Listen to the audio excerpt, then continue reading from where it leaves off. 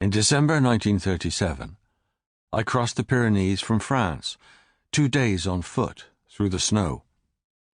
I don't know why I chose December. It was just one of a number of idiocies I committed at the time. But on the second night near the frontier, I was guided over the last peak by a shepherd and directed down a path to a small mountain farmhouse. It was dark when I reached it, a boulder among boulders, and I knocked on the door, which was presently opened by a young man with a rifle. He held up a lantern to my face and studied me closely, and I saw that he was wearing the Republican armband. "I've come to join you," I said. "Paso usted," he answered. I was back in Spain with a winter of war before me. The young man slung his rifle over his shoulder and motioned me to enter the hut. A dark passage led to a smoky room. Inside, in a group, stood an old man and woman, another youth with a gun, and a gaunt little girl about 11 years old. They were huddled together like a family photograph, fixing me with glassy, teeth-set smiles. There was a motionless silence while they took me in, seeing a young, tattered stranger, coatless and soaked to the knees, carrying a kit bag from which a violin bow protruded.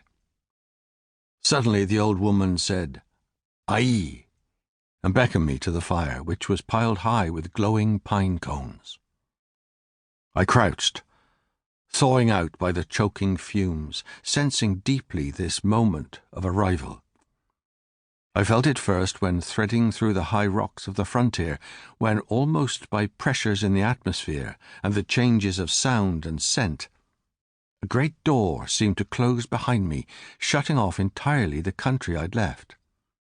And then, as the southern Pyrenees fell away at my feet, this new one opened with a rush of raw air, admitting all the scarred differences and immensities of Spain.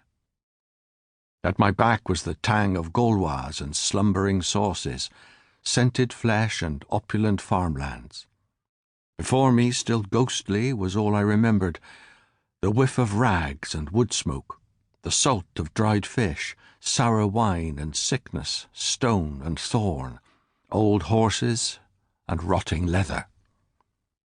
"Will you eat?" asked the woman. "Don't be mad," said her husband. He cleared part of the table, and the old woman gave me a spoon and a plate. At the other end, the little girl was cleaning a gun, frowning, tongue out, as though doing her homework. An old black cooking pot hung over the smouldering pine cones, from which the woman ladled me out some soup. It was hot, though thin, a watery mystery that might have been the 10th boiling of the bones of a hare. As I ate, my clothes steaming, shivering and warming up, the boys knelt by the doorway, hugging their rifles and watching me. Everybody watched me except for the gun-cleaning girl, who was intent on more urgent matters. But I could not, from my appearance, offer much of a threat, save for the mysterious bundle I carried. Even so, the first suspicious silence ended. A light, jokey whispering seemed to fill the room. "What are you?" "I'm English." "Ah, yes, he's English." They nodded to each other with a grave politeness. "And how did you come here, perhaps?" "I came over the mountain." "Yes, he walked over the mountain, on foot." They were all round me at the table now as I ate my soup, all pulling at their eyes and winking, nodding delightedly and repeating everything I said, as though humouring a child just learning to speak. "He's come to join us," said one of the youths, and that set them off again, and even the girl lifted her gaunt head and simpered. But I was pleased, too. Pleased that I managed to get here so easily after 2 days wandering among peaks and blizzards. I was here now with friends. Behind me was peace-engorged France. The people in the kitchen were a people stripped for war, the men smoking beech leaves, the soup reduced to near water.